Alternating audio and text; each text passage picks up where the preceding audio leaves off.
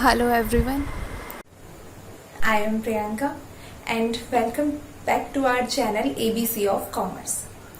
So friends, पिछली video में अभी लास्ट हमने अपना एक टॉपिक कंप्लीट किया है जो कि था अकाउंटिंग रेशियोज. ओके, अगर आपने वो अभी तक नहीं देखा तो आप उसे भी देख सकते हैं. उसका लिंक आपको डिस्क्रिप्शन पे मिल जाएगा. आपको एक प्लेलिस्ट मिलेगी एनालिसिस ऑफ फाइनेंशियल स्टेटमेंट के नाम से. ओके, तो उसमें आपको जो भी अभी तक हमने पार्ट्स बनाए हैं अकाउंटिंग रेशियोज के, वो सारे पार्ट्स आपको उस प्लेलिस्ट में मिल जाएंगे. आप वहां से उन वीडियोस को देख सकते हैं और टॉपिक समझ सकते हैं. ओके, तो आज की इस वीडियो में हम एक नया टॉपिक स्टार्ट करने वाले हैं जो कि है cash flow statement. Okay, but topic start करने से पहले आप सभी लोगों से एक छोटी सी रिक्वेस्ट है. फ्रेंड्स, चैनल को सब्सक्राइब कीजिए, लाइक कीजिए एंड शेयर कीजिए. ओके, और साथ में बेल आइकन को भी प्रेस कीजिए ताकि आपको लेटेस्ट वीडियो का नोटिफिकेशन मिलता रहे. ओके, तो अब हम अपना टॉपिक आज का स्टार्ट करते हैं. Without wasting any time, move to the screen. Cash flow statement. तो इसे समझने के लिए यहाँ पे हमने एक छोटा सा एग्जाम्पल लिया है कि क्यों हम इस टॉपिक को पढ़ रहे हैं, क्या रीज़न है. ओके, तो सबसे पहले हम उस एक छोटे से एग्जाम्पल से समझते हैं, फिर हम हमारा टॉपिक स्टार्ट करेंगे. ओके, तो यहाँ पर हमने एक एग्जाम्पल लिया है जिसमें ये एक पर्सन है. अब इसने डिसाइड किया कि ये एक छोटा सा बिजनेस स्टार्ट करेगा बेकरी का.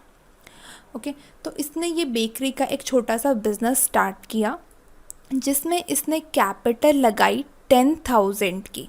ओके, तो 10,000 की कैपिटल लगा के ये इसने अपना छोटा सा स्टार्टअप तैयार कर लिया है, पूरा सेट कर लिया है.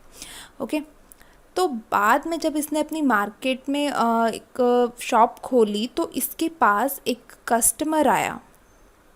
ओके, तो ये जो कस्टमर इसके पास आया तो इसने इससे एक क्वेश्चन पूछा. ये इससे परचेज़ करना चाह रहा है इसके जो केक्स हैं, बट इसने इससे कहा कि the customer ask if he can purchase the cakes on credit, meaning he will pay for the cake at the end of the month, do you agree. तो इसने इससे पूछा कि क्या ये सारे केक्स क्रेडिट में ख़रीद सकता है, क्या ये इसके लिए एग्री होगा. अभी ये सारे केक्स क्रेडिट में ख़रीद ले और eight the end of the month बाद में ये इसको जो है पेमेंट कर दे इकट्ठी. ओके, अब वो भी इसने इसको जो ऑफ़र दिया वो उसने कहा कि ये सारे केक से ख़रीद लेगा 50,000 में. अब इसकी कैपिटल लगी है इसमें सिर्फ 10,000. ओके, और 50,000 में वो उसको ख़रीदने के लिए तैयार है बट ऑन क्रेडिट. ओके, तो इसको ये जो डील है ये इतनी बुरी नहीं लगी. इसने सोचा, इसने कैपिटल लगाई है 10,000 की और इसकी सेल्स हो रही है 50,000 की, मीन्स इसको अभी भी 40,000 का प्रॉफिट हो रहा है. ओके, तो ये एग्री हो गया. इसने कहा ठीक है, तुम इन्हें परचेज़ कर सकते हो ऑन क्रेडिट. ओके, बट अगर ये इसको क्रेडिट में यहाँ पे सेल कर देता है सारी की सारी, तो इसके पास यहाँ पर अब कुछ भी कैश नहीं बचेगा, क्योंकि जो 10,000 की इसकी कैपिटल थी वो तो इसने सारी की सारी इसमें लगा दी और सेल्स इसने कर दी 50,000 की. बट 50,000 अभी इसको कैश थोड़ी ना मिला है, अभी तो इसकी सिर्फ क्रेडिट सेल्स हुई हैं. ओके, तो यहाँ पे इस केस में इसके पास कुछ भी कैश नहीं बचेगा और इसके लिए बाद में जो है प्रॉब्लम हो जाएगी. तो इस टाइप की प्रॉब्लम ना हो अगर ये एक प्रॉपर जो है अपना एस्टिमेशन लगा के चलता कि यहाँ इसका इतना खर्चा हुआ, अगर ये इतनी सेल्स करेगा तो इसको अपने पास कितना बैलेंस और चाहिए आगे अपना बिज़नेस बढ़ाने के लिए, तो इसने ऐसा कुछ एस्टिमेशन वगैरह नहीं लगाया था. अगर इसने कैश फ्लो स्टेटमेंट बनाई होती तो कैश फ्लो स्टेटमेंट के बेसिस पे हम अपना कैश का एक बजट भी प्रिपेयर कर सकते हैं कि हमें कहाँ कितना स्पेंड करना है, किसको कितना देना है, इस हिसाब से. ओके, तो इस वजह से कैश फ्लो स्टेटमेंट बनाना हमारे लिए इम्पॉर्टेंट है, क्योंकि उसमें हमें सारी डिटेल्स मिल जाती है कि कहाँ से हमारे पास कैश आने वाला है और कहाँ से हमारे पास कैश जाने वाला है. कैश जो कि हमें पता है हर एक बिज़नेस के लिए बहुत इम्पॉर्टेंट है. एक मिनिमम अमाउंट ऑफ कैश तो हर किसी बिज़नेस में होना ही होना चाहिए ताकि वो उससे अपने जो डे टू डे एक्सपेंसेस हैं उनको पे कर सके.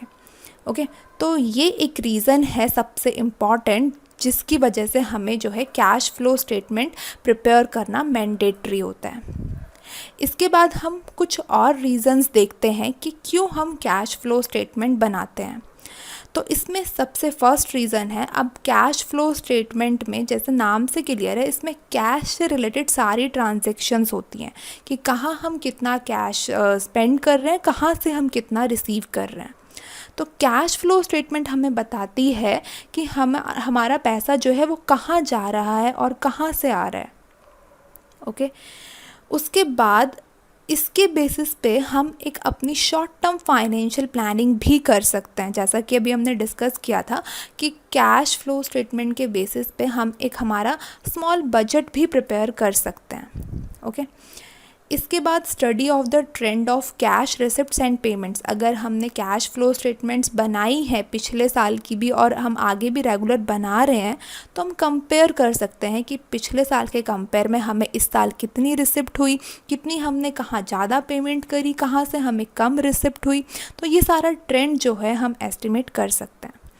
ओके, उसके बाद नेक्स्ट पॉइंट है helpful in making dividend decision. अब अगर हमारे पास जितना ज़्यादा कैश बचेगा उसके हिसाब से हम डिविडेंड डिस्ट्रीब्यूट करेंगे।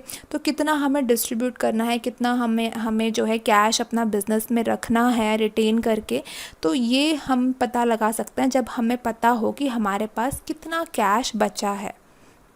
ओके, उसके बाद यूज़फुल टू आउटसाइडर्स, जो हमारी आउटसाइडर पार्टीज़ हैं जैसे इन्वेस्टर्स हो गए, डिबेंचर होल्डर्स हो गए, तो उन लोगों के लिए भी जो ये है कैश फ्लो स्टेटमेंट यूज़फुल रहती है। ओके, तो ये कुछ रीज़न्स हैं जिसकी वजह से हम कैश फ्लो स्टेटमेंट प्रिपेयर करते हैं। ओके, इसके बाद हम देखते हैं कैश फ्लो स्टेटमेंट का एक्चुअल मीनिंग क्या होता है। तो cash flow statement is a statement showing cash inflows and cash outflows। तो इसमें कैश इनफ्लोज और कैश आउटफ्लोज दोनों चीज़ें आती हैं। अब यहाँ पे इनफ्लोज का क्या मतलब है, इन मतलब वो बिज़नेस के अंदर इन हो रहा है, मतलब बिज़नेस के अंदर आ रहा है। तो कैश फ्लोज का मतलब है, इनफ्लोज का यहाँ पे मतलब है रिसिप्ट से, कि कहाँ से हमने कितनी रिसीव करी है। और दूसरा इसमें आता है आउटफ्लोज। तो आउटफ्लोज मतलब आउट, बिजनेस से आउट हो रहा है, जा रहा है, तो मतलब हम कहीं पेमेंट कर रहे हैं। तो रिसिप्ट्स और पेमेंट्स का इसमें हम सारा हिसाब रखते हैं।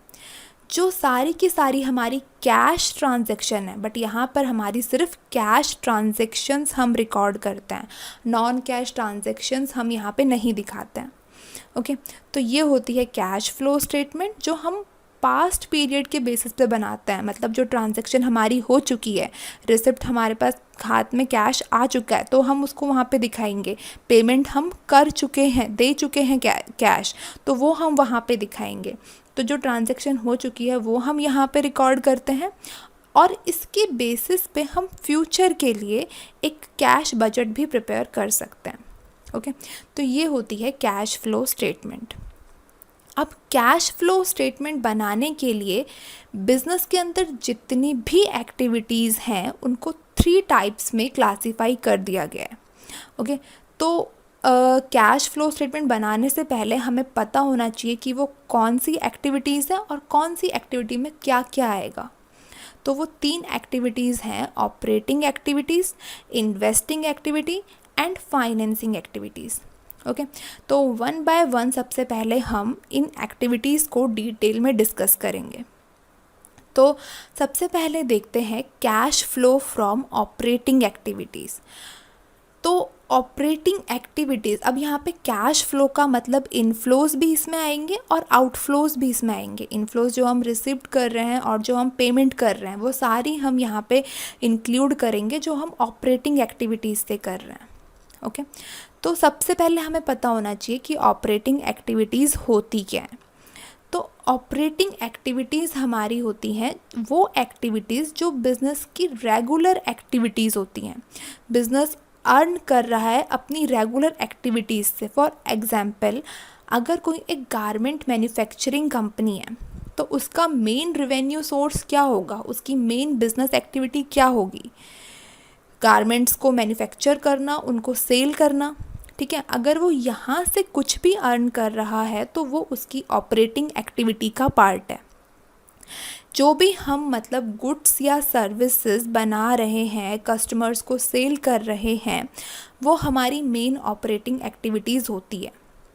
ओके अब जैसे अगर कोई गारमेंट्स मैन्युफैक्चरिंग का बिज़नेस कर रहा है बट वो कुछ अगर फर्नीचर बेच रहा है या कुछ और चीज़ एक्टिविटी कर रहा है, तो अगर वो वहाँ से कुछ पैसे इनकम कर रहा है तो वो उसकी ऑपरेटिंग एक्टिविटी नहीं है, वो उसके लिए नॉन ऑपरेटिंग एक्टिविटी है। ओके तो अब ज़रूरी नहीं है कि हर कोई बिज़नेस गारमेंट बिज़नेस हो। ओके अब बिज़नेस तो अलग अलग होंगे ना, तो बिज़नेस के ऊपर डिपेंड करता है, उसके नेचर के ऊपर डिपेंड करता है कि उसके लिए वो एक्टिविटी ऑपरेटिंग एक्टिविटी है या नॉन ऑपरेटिंग एक्टिविटी है। ओके तो यहाँ पे जो बिज़नेस होते हैं, जैसे हमारे 2 टाइप्स के होते हैं नॉर्मली, एक फाइनेंशियल और एक नॉन फाइनेंशियल। तो फाइनेंशियल में मतलब आता है हमारे जो भी बैंक्स वगैरह होते हैं या इसके अलावा जो भी दूसरे फाइनेंशियल इंस्टीट्यूशंस होते हैं वो सब। ओके तो फाइनेंशियल अगर हमारा कोई बिज़नेस है जिसमें, अब फाइनेंशियल इंस्टीट्यूशन मतलब बैंक वगैरह का काम क्या होता है, लोन देना, सिक्योरिटीज़ वगैरह परचेज एंड सेल करना। अब उस लोन पे वो इंटरेस्ट रिसीव करेंगे, ठीक है, इंटरेस्ट पेड करेंगे अगर उन्होंने कहीं से जो है सेल करी है, परचेज करी है, रिसीव करेंगे, पे करेंगे। ओके तो ये सब एक्टिविटीज़ जो होंगी ये फाइनेंशियल बिजनेस के लिए ऑपरेटिंग एक्टिविटीज़ होंगी, क्योंकि इनका मेन काम यही है। ओके उसके बाद दूसरे टाइप के होते हैं नॉन फाइनेंशियल बिजनेस। अब नॉन फाइनेंशियल का मेन काम तो सिक्योरिटीज़ को बेचना, लोन देना, ये सब इनका मेन काम नहीं है, ये इनकी दूसरी एक्टिविटीज़ हैं, तो ये दूसरे पार्ट्स में आएगी। अब इनके लिए ऑपरेटिंग एक्टिविटी क्या होगी फिर, तो इनके लिए ऑपरेटिंग एक्टिविटीज़ हो सकती है जैसे जो जिस भी बिज़नेस में डील कर रहे हैं वो उसकी जो भी गुड्स या सर्विसेज ये परचेज़ कर रहे हैं या सेल कर रहे हैं वो इसमें आएगा। डेटर्स या फिर बिल्स रिसीवेबल, मतलब जो भी हमारी करंट असेट्स है, अगर हम उनसे कुछ भी रिसीव कर रहे हैं तो वो भी हमारा इसमें ऑपरेटिंग एक्टिविटीज़ में ही आएगा। अगर हम कुछ गुड्स या सर्विसेज ख़रीदने के लिए कुछ पेमेंट कर रहे हैं तो वो भी हमारा जो है इसमें आएगा। और इसके अलावा जैसे वेजेस देनी है, हमें सैलरी देनी है, तो ये सब भी हमारी डे टू डे एक्टिविटीज़ का पार्ट है। तो ये सब हमारी जो है ऑपरेटिंग एक्टिविटीज़ में आती है। तो ओवरऑल ऑपरेटिंग एक्टिविटीज़ में वो सारी एक्टिविटीज़ आती हैं जो बिज़नेस की रेगुलर एक्टिविटीज़ होती हैं, ऑनगोइंग एक्टिविटीज़ होती हैं, डे टू डे एक्टिविटीज़ होती हैं। तो उनसे बिज़नेस कुछ भी जनरेट कर रहा है या ऐसी एक्टिविटीज़ से रिलेटेड कोई भी पेमेंट कर रहा है तो ये उसके लिए ऑपरेटिंग एक्टिविटीज़ हैं। तो अगर पेमेंट कर रहा है तो वो उसके लिए कैश आउटफ्लो है, तो वो उसको माइनस करेगा। अगर रिसीव कर रहा है कुछ तो वो उसके लिए इनफ्लो है, उसको प्लस करेगा। ओके तो ऑपरेटिंग एक्टिविटीज़ में इतना ही है। इसके बाद हम नेक्स्ट देखते हैं cash flow from investing activities. अब यहाँ पर वर्ड क्या आ रहा है, इन्वेस्टिंग एक्टिविटीज़, तो मतलब इन्वेस्टमेंट से रिलेटेड होगी, इतना हम समझ सकते हैं। तो इन्वेस्टमेंट हमारी किस तरीके से हो सकती है, अब जो इन्वेस्टमेंट है, जो हमारे पास बिज़नेस में पैसा है, उसको हम 2 तरीके से इन्वेस्ट कर सकते हैं। अब वो 2 तरीके क्या हैं, या तो हम उस पैसे को किसी एसेट को ख़रीदने में लगा दें। ओके इन्वेस्टिंग एक्टिविटीज़ में क्या क्या चीज़ें आएंगी, अगर हम कोई फिक्स्ड एसेट्स ख़रीद रहे हैं या फिर इसके अलावा हम कोई लॉन्ग टर्म इन्वेस्टमेंट, यहाँ पे करंट इन्वेस्टमेंट इंक्लूड नहीं होगी, जो करंट इन्वेस्टमेंट होती है उसको हम कैश एंड कैश इक्विवेलेंट की तरह मानते हैं, क्योंकि हम उसको इजीली कैश में कन्वर्ट कर सकते हैं। तो उसको हम किसी भी एक्टिविटी में कंसिडर नहीं करते, उसको हम कैश एंड कैश इक्विवेलेंट में कंसिडर करते हैं, करंट एसेट्स को सिर्फ। ओके तो जो नॉन करंट इन्वेस्टमेंट है, करंट इन्वेस्टमेंट को हम कैश एंड कैश इक्विवेलेंट में कंसिडर करते हैं, और जो long term investment means non current investment है वो हमारी इन्वेस्टिंग एक्टिविटीज़ में आती है। ओके तो अगर हमने कोई फिक्स्ड एसेट परचेज़ करी है तो वो हमारा cash outflow from investing activity होगा। अगर कोई फिक्स्ड एसेट हमने सेल करी है तो वो cash inflow from investing activity होगा। ओके तो अगर हम फिक्स्ड एसेट बेच रहे हैं, ख़रीद रहे हैं, वो इन्वेस्टिंग एक्टिविटी का पार्ट है, और लॉन्ग टर्म इन्वेस्टमेंट अगर हम कहीं परचेज़ कर रहे हैं या सेल कर रहे हैं वो हमारा इन्वेस्टिंग एक्टिविटीज़ का पार्ट है। इसके अलावा इसमें जैसे हमने कहीं इंटरेस्ट रिसीव किया, कुछ डिविडेंड रिसीव किया, रेंट रिसीव किया, तो ये सब भी हमारे जो है इन्वेस्टिंग एक्टिविटीज़ के पार्ट हैं। ओके, इसके बाद आता है हमारा cash flow from financing activities. तो cash flow from financing activities, यहाँ पे वर्ड आ रहा है फाइनेंस। तो बिज़नेस में फाइनेंस हम कैसे अरेंज कर सकते हैं? बिज़नेस में फ़ाइनेंस हम नॉर्मली 2 तरीके से ही अरेंज कर सकते हैं। पहला है शेयर होल्डर फंड से और दूसरा है बोरोड फंड से। शेयर होल्डर फंड मतलब कैपिटल और बोरोड फंड मतलब अगर हम कहीं से लोन ले रहे हैं। तो अगर कैपिटल और लोन में कोई भी ऐसी एक्टिविटी जिससे हमारी कैपिटल और लोन अमाउंट में चेंजेस आए, तो वो सारी एक्टिविटीज़ हमारी जाएंगी cash flow from financing activities. Okay, तो इसमें हमारा क्या क्या आ सकता है? सबसे फर्स्ट आता है इसमें proceeds from issue of shares and debentures. अगर हमने डिबेंचर्स या शेयर्स और एडिशनल इशू करे हैं तो उससे हमारी कैपिटल बढ़ेगी। अगर शेयर्स इशू कर रहे हैं तो कैपिटल बढ़ेगी, डिबेंचर्स इशू कर रहे हैं तो बोरोड फंड बढ़ेगा। ओके, तो ये एक्टिविटीज़ आएंगी फाइनेंसिंग में। Proceeds from issue of long term borrowings. इसके अलावा अगर हमने बैंक से कहीं लॉन्ग टर्म लोन लिया है या किसी दूसरे पर्सन से लॉन्ग टर्म लोन लिया है तो वहाँ से भी हमारा जो फाइनेंस है वो बढ़ रहा है, तो ये भी यहाँ पे हम ऐड कर देंगे। इसके बाद रिडम्पशन ऑफ डिबेंचर, जो डिबेंचर्स हैं, जो हमारी लॉन्ग टर्म बोरिंग्स डिबेंचर्स हैं, अगर हम उसको रीपे कर रहे हैं तो यहाँ से हमारे पास कैश जाएगा। ओके, ऐसे ही रीपेमेंट ऑफ लोन, मतलब इन सब एक्टिविटीज़ से क्या हो रहा है, कहीं ना कहीं हमारे फाइनेंस में चेंज आ रहा है। अगर हम इशू कर रहे हैं तो वो चीज़ हमारी बढ़ रही है, अगर हम उसको रीपे कर रहे हैं तो वो चीज़ हमारी रिड्यूस हो रही है। ओके, तो ये सारी एक्टिविटीज़ हमारी जाएंगी फाइनेंसिंग में। अब अगर हमने कहीं से लोन वगैरह लिया है तो उस पर हमें इंटरेस्ट भी पे करना पड़ता है, तो वो इंटरेस्ट भी हमारा फाइनेंसिंग एक्टिविटी का ही पार्ट है। अगर हमने कहीं से शेयर्स वगैरह इशू करे हैं तो शेयर होल्डर्स को हमें डिविडेंड भी पे करना होगा, तो वो डिविडेंड जो हम पे करेंगे हमारे शेयर होल्डर्स को, वो भी फाइनेंसिंग एक्टिविटी का पार्ट होगा। ओके, इसके बाद हम देखते हैं format of cash flow statement. अब कैश फ्लो स्टेटमेंट को के फॉर्मेट में आने से पहले हमें वो तीनों चीज़ें क्लियर करनी थी, तीनों एक्टिविटीज़ क्लियर करनी थी। हमने वो तीनों एक्टिविटीज़ क्लियर कर ली। अब हम फॉर्मेट देखते हैं कि फॉर्मेट कैसा होता है इसका। तो फॉर्मेट में सबसे पहले हमारी कंपनी का नाम होगा, उसके बाद cash flow statement for the year ended this, जो भी आपका ईयर है 31 March, at the end of the year हम इसे परचेज़ करते हैं, प्रिपेयर करते हैं। ओके, तो फॉर्मेट इसका कुछ इस टाइप से है। सबसे पहले हमें यहाँ पे दिखाना होता है cash flow from operating activities. Okay, तो इसमें हमें सबसे पहले लेना होता है नेट प्रॉफिट बिफोर टैक्स। ठीक है, हमें यहाँ पे नेट प्रॉफिट बिफोर टैक्स लेना होता है, और ये कैसे कैलकुलेट करेंगे ये हम अभी लास्ट में डिस्कस करेंगे। ओके, तो जो हमारा नेट प्रॉफिट बिफोर टैक्स आएगा, अब हमें यहाँ पे from cash flow from operating activities निकालना है।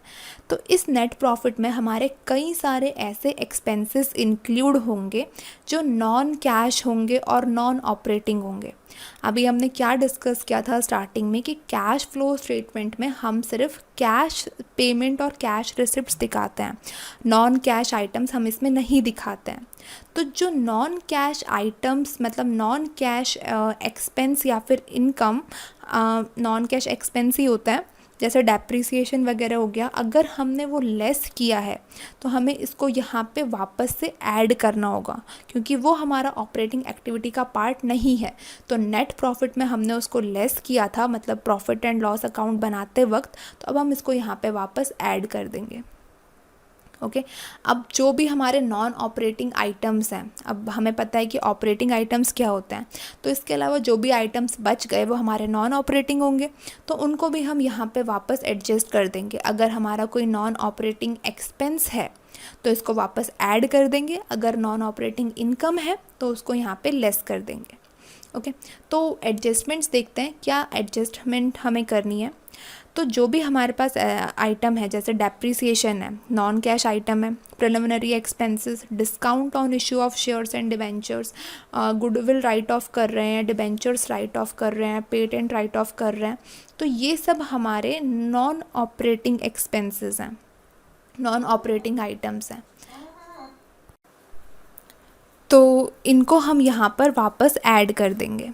ओके, उसके बाद interest on long term borrowings. अब interest on long term borrowing हमें पता है फाइनेंसिंग एक्टिविटी का पार्ट होता है, तो ये इसको हम फाइनेंसिंग एक्टिविटी में दिखाएंगे और यहाँ पर वापस ऐड कर देंगे।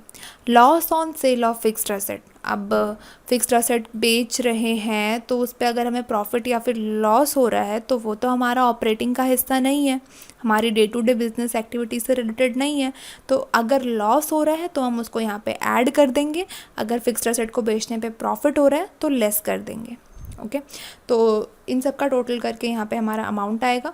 ओके, उसके बाद यहाँ पर हमें लेस क्या क्या करना है, जो भी हमारी इंटरेस्ट इनकम है, डिविडेंड इनकम है, रेंटल इनकम है। अब ये सारी जो इनकम है ये हमारी इन्वेस्टिंग एक्टिविटीज़ का पार्ट है। ओके, तो इसको हम वहाँ पे दिखाएंगे, यहाँ पे नहीं दिखाना हमें। तो वो इनकम, ये सारी इनकम जो है हमने यहाँ पे प्रॉफिट एंड लॉस अकाउंट में ऐड करी होंगी।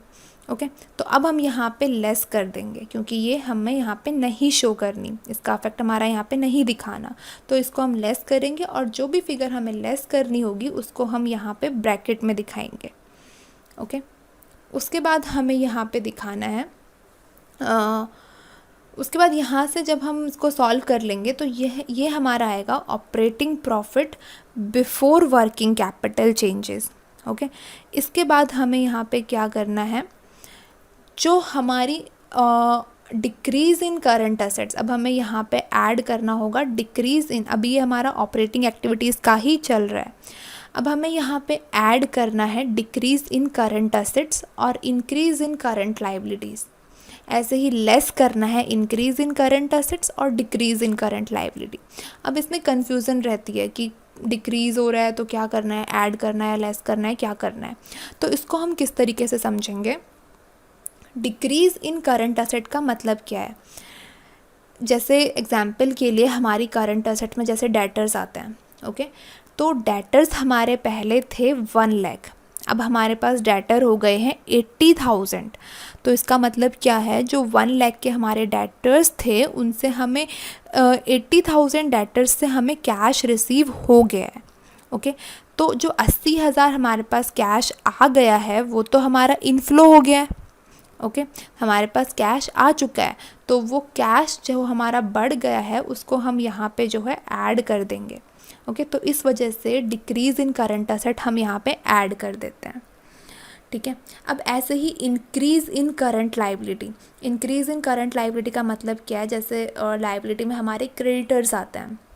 ओके, तो एग्जाम्पल के लिए हमारे क्रेडिटर्स थे 30,000 के, अब हो गए हैं 40,000 के। तो क्रेडिटर्स को हमें पेमेंट करनी थी ना, बट हमने नहीं करी, तो ये जो है हम यहाँ पे वापस ऐड कर देंगे क्योंकि हमारी जो है लाइबिलिटी जो है बढ़ रही है। ओके, उसके बाद इसका जो है वाइस वर्सा हमें करना है। अगर डिक्रीज़ इन करंट एसेट हम ऐड कर रहे हैं तो increase in current asset less करेंगे, सिर्फ एक चीज़ लर्न करनी है। ओके, तो ऐसी अगर increase in current liability add कर रहे हैं तो डिक्रीज़ इन करंट लाइबिलिटी लेस करेंगे। अब इसको भी अगर देख लेते हैं, जैसे डिक्रीज़ इन करंट लाइबिलिटी हम लेस क्यों करेंगे, अब पहले हमारे पास क्रेडिटर्स थे 80,000, अब हो गए हैं 50,000। ओके, तो इसका मतलब 30,000 क्रेडिटर्स की हमने पेमेंट कर दी है, तो पेमेंट कर दी है तो हमारे पास से कैश गया होगा। तो ठीक है, तो इस वजह से हम इसको यहाँ पे माइनस करेंगे।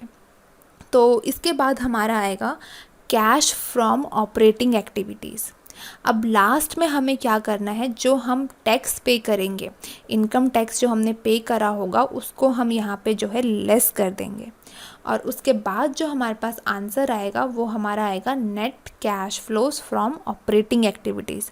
अगर ये आंसर हमारा पॉजिटिव में आ रहा है तो इसका मतलब cash flow from operating activities, अगर नेगेटिव में आ रहा है तो इसका मतलब net cash used in operating activities. Okay, इसके बाद पार्ट बी, तो पार्ट बी में हमारा आता है cash flow from investing activities. तो इन्वेस्टिंग एक्टिविटीज़ में हमने डिस्कस कर लिया था क्या चीज़ें आती हैं। सेल ऑफ फिक्स्ड एसेट, अगर हम सेल कर रहे हैं तो हमारे पास कैश आ रहा है तो उसको हम यहाँ पे ऐड करेंगे, ठीक है। ऐसे ही अगर हम नॉन करंट एसेट बेच रहे हैं तो उस पे जो हमें पैसा मिल रहा है उसको हम यहाँ पे ऐड करेंगे। बट अगर इसमें फिक्स्ड एसेट को बेचने पे हमें प्रॉफिट हो रहा है तो उसको हम यहाँ पे इंक्लूड नहीं करेंगे, ओके। हमें यहाँ पे सिर्फ सेल्स अमाउंट ऐड करना है जितने में हमने बेची है। प्रॉफिट और लॉस हम उधर ऑपरेटिंग प्रॉफिट निकालते वक्त उसमें एडजस्ट करेंगे, ओके। उसके बाद अगर हमने कोई फिक्स्ड एसेट परचेज़ करी है तो हमारे पास से कैश गया होगा, तो इसका मतलब ये नेगेटिव में आएगा। ऐसे ही अगर हमने कोई नॉन करंट इन्वेस्टमेंट परचेज़ करी है तो वो भी हमारे पास नेगेटिव में रहेगा। अगर कोई इंटरेस्ट रिसीव किया है, डिविडेंड रिसीव किया है, रेंट रिसीव किया है, तो ये सब हमारी इनकम है और ये इन्वेस्टिंग एक्टिविटीज़ का पार्ट है, ओके। अगर हम रिसीव कर रहे हैं तो इन्वेस्टिंग में, और अगर पे कर रहे हैं तो फाइनेंसिंग में, ओके। तो इन्वेस्टिंग एक्टिविटी का पार्ट है तो इसको हम यहाँ पे प्लस करेंगे और इनको सॉल्व करके बाहर नेट फिगर दिखा देंगे, वो आ जाएगा net cash flow from investing activities, okay. उसके बाद लास्ट पॉइंट आता है हमारा cash flow from financing activities. तो इसमें हमारी क्या चीज़ें आती हैं। फाइनेंसिंग एक्टिविटी में हमने देखा था वो सारी एक्टिविटीज़ जिनसे हमारी कैपिटल में फ़र्क आए, ओके।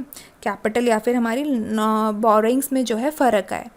तो issue of shares and debentures अगर हम इशू कर रहे हैं तो हमारे पास जो है कैपिटल बढ़ेगी, बोरोड फंड बढ़ेगा, तो इसको हम यहाँ पे ऐड कर देंगे। ऐसे ही अगर हमने कहीं बाहर से बोरोइंग करी है तो उसको भी यहाँ पे ऐड कर देंगे जितनी हमने करी है इस साल।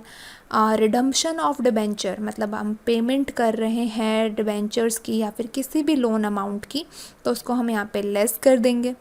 अगर हमने कोई डिविडेंड पे किया है तो उसको भी हम यहाँ पे लेस कर देंगे। अगर कोई इंटरेस्ट हमने पे किया है लॉन्ग टर्म बोरोइंग्स में तो वो भी हमें यहाँ पे लेस करना होगा, ओके। तो ये सब जाएंगे हमारी फाइनेंसिंग में। इसके बाद हमारा यहाँ पे आ जाएगा इसको सॉल्व करके net cash flow from financing activities. तो अब तीनों पार्ट हम निकाल चुके हैं। इसके बाद हमें क्या करना है, जो हमने पिछले तीनों पार्ट निकाले हैं ए, बी और सी, उन तीनों का टोटल हमें यहाँ पे दिखाना है। उसके बाद इसमें हमें ऐड करना है कैश एंड कैश इक्विवेलेंट, जो कि हमारा at the beginning of the year है। उसको हम यहाँ पे अगर ऐड कर देंगे तो हमारे पास जो आंसर निकल के आएगा यहाँ पे, ये हमारा आएगा cash and cash equivalent eight the end of the year, जो हमारा रहता है, ओके। अब कैश एंड कैश इक्विवेलेंट में हमारा क्या आता है वो चीज़ यहाँ पे स्किप हो गई है, हमने यहाँ पे नोट नहीं करी है, तो आप इसमें लिख सकते हैं कैश एंड कैश इक्विवेलेंट में कैश तो हमारा रहेगा ही रहेगा। कैश के अलावा जो हमारे बैंक बैलेंस है वो भी हमारा यहाँ पे रहेगा, और इसके अलावा जो हमने देखा था करंट इन्वेस्टमेंट्स जो होती है हमारी, तो वो भी हमारी जो है कैश एंड कैश इक्विवेलेंट में मानी जाती है, और या फिर हम उनको मार्केटेबल सिक्योरिटीज़ भी बोल सकते हैं जिनको हम इजीली सेल कर सकते हैं, ओके। तो ये चीज़ें आएंगी कैश एंड कैश इक्विवेलेंट में। तो यहाँ से अगर हमारा ये आंसर मैच कर रहा है, अगर हमारा कैश एंड कैश इक्विवेलेंट ये जो आया है यहाँ पे, ये एट द एंड मतलब क्लोजिंग बैलेंस जो हमें दिया हुआ है कैश का, वो अगर हमारा मैच कर रहा है तो इसका मतलब हमने कैश फ्लो स्टेटमेंट सही बनाई है, ओके। तो यहाँ पर एक छोटा सा नोट है, हमने सबसे पहले जब फॉर्मेट किया था तो उसमें हमने सबसे पहले लिया था net profit before tax, okay. तो वो नेट प्रॉफिट बिफोर टैक्स हमारा आएगा कैसे, तो उसके लिए हमें यहाँ पे एक नोट प्रिपेयर करना होगा। तो सबसे पहले हम लेंगे net profit of the current year. अब उस प्रॉफिट में हमें ये कुछ एडजस्टमेंट्स करनी होंगी। सबसे पहले जो हमने रिज़र्व्स में ट्रांसफ़र किया है उसको हम यहाँ पे वापस ऐड कर देंगे। अब ऐड हम यहाँ पे क्यों करेंगे, क्योंकि रिज़र्व्स हमें पता है। अब यहाँ पे हम कैश फ्लो स्टेटमेंट बना रहे हैं तो जो हमारे नॉन कैश आइटम्स हैं उनको हम यहाँ पे क्यों नहीं इंक्लूड करेंगे, ओके। तो अब इस प्रॉफिट में से अगर हमने कुछ रिज़र्व्स में ट्रांसफ़र कर दिया है, रिज़र्व्स में वही चीज़ होती है, प्रॉफिट का ही एक हिस्सा होता है जो हम रिज़र्व्स में ट्रांसफ़र कर देते हैं, ओके। तो अगर हमने कुछ ऐसा पार्ट प्रॉफिट का रिज़र्व्स में ट्रांसफ़र कर दिया है तो हम इसको वापस ऐड करेंगे क्योंकि रिजर्व्स में हमारा कुछ कैश आउटफ्लो या फिर कुछ इनफ्लो नहीं होता है, कुछ कैश हमारा जा नहीं रहा है, सिर्फ प्रॉफिट का एक हिस्सा है जो हमने प्रॉफिट से बाहर रख दिया है बिजनेस में, ओके, ताकि हम फ्यूचर में उसको यूज़ कर सकें किसी भी पर्पज़ के लिए। तो अगर हमने कुछ ऐसा ट्रांसफ़र किया है तो उसको हम वापस ऐड कर देंगे। रीज़न क्या है? क्योंकि इसमें कुछ कैश आउटफ्लो नहीं हो रहा है। उसके बाद proposed dividend for the current year, इसको हम यहाँ पे क्यों ऐड करेंगे? डिविडेंड भी हमें जो है प्रॉफिट में से डिस्ट्रीब्यूट करना होता है, तो प्रॉफिट का ही एक हिस्सा होता है। लेकिन प्रपोज्ड डिविडेंड हमारा होता है, हम इस साल क्रिएट कर रहे हैं, करंट ईयर में हम बना रहे हैं, लेकिन जो प्रपोज्ड डिविडेंड है वो हमें नेक्स्ट ईयर पे करना है, ओके। इस साल हमें पे नहीं करना, तो इस साल हम जो है इसको वापस ऐड कर देंगे। उसके बाद इंटरिम डिविडेंड जो हमने पे किया है इस साल, उसको भी हम वापस ऐड कर देंगे। अब इसको हम ऐड क्यों कर रहे हैं? ये तो हम पे कर चुके हैं कैश में, लेकिन हम जो नेट प्रॉफिट बिफोर टैक्स निकालते हैं वो हम ऑपरेटिंग एक्टिविटीज़ फाइंड आउट करने के लिए निकालते हैं, cash flow from operating activities find out करने के लिए निकालते हैं। लेकिन इंटरिम डिविडेंड हमारा ऑपरेटिंग एक्टिविटी का हिस्सा नहीं है। जो डिविडेंड हम पे कर रहे हैं ये हमारा फाइनेंसिंग एक्टिविटी का हिस्सा है, तो इस वजह से हम इसको यहाँ पे वापस ऐड कर देंगे अगर हमने प्रॉफिट में से लेस किया है तो, ओके। उसके बाद नेक्स्ट हमें ऐड करना है provision for tax made during the year. इसको क्यों ऐड कर रहे हैं? क्योंकि अगर हम कोई भी प्रोविज़न बना रहे हैं, रिजर्व्स बना रहे हैं, तो इसमें हमारा कुछ भी कैश आउटफ्लो नहीं हो रहा है, हमें कुछ पेमेंट नहीं करनी है, हम सिर्फ प्रोविज़न बना के रख रहे हैं, तो इसमें कैश कोई आउटफ्लो नहीं हो रहा है, तो इस वजह से वापस इसको ऐड कर देंगे। उसके बाद लेस कर देंगे रिफ़ंड ऑफ टैक्स। अब इसको लेस क्यों कर रहे हैं? क्योंकि ये जो टैक्स है हमें रिफ़ंड हो गया है, तो ये हमने जो है प्रॉफिट एंड लॉस अकाउंट में क्रेडिट साइड में यहाँ पे दिखाया होगा, मतलब उसको हमने वहाँ पे ऐड किया होगा प्रॉफिट निकालते वक्त, जब हमने प्रॉफिट एंड लॉस अकाउंट बनाया होगा तो वहाँ पे ऐड किया था, तो यहाँ पे अब जो है हम वापस माइनस कर देंगे, क्योंकि हमें बिफोर टैक्स नेट प्रॉफिट चाहिए, तो इसको वापस लेस करके यहाँ पे हमारा आ जाएगा net profit before tax, okay. तो इस तरीके से जो है हमारी कैश फ्लो स्टेटमेंट बनती है। तो ये हमने जो है इससे रिलेटेड जो भी थ्योरी पार्ट था इम्पॉर्टेंट, हमें प्रैक्टिकल सॉल्व करने से पहले देखना था, तो वो हमने डिस्कस कर लिया है, ओके। इसके बाद नेक्स्ट वीडियोज़ में हम इसके प्रैक्टिकल क्वेश्चंस जो है देखेंगे, ओके। अगर आपको इससे रिलेटेड कोई भी डाउट है तो आप कमेंट बॉक्स में क्वेश्चन करके पूछ सकते हैं, ओके। Thank you.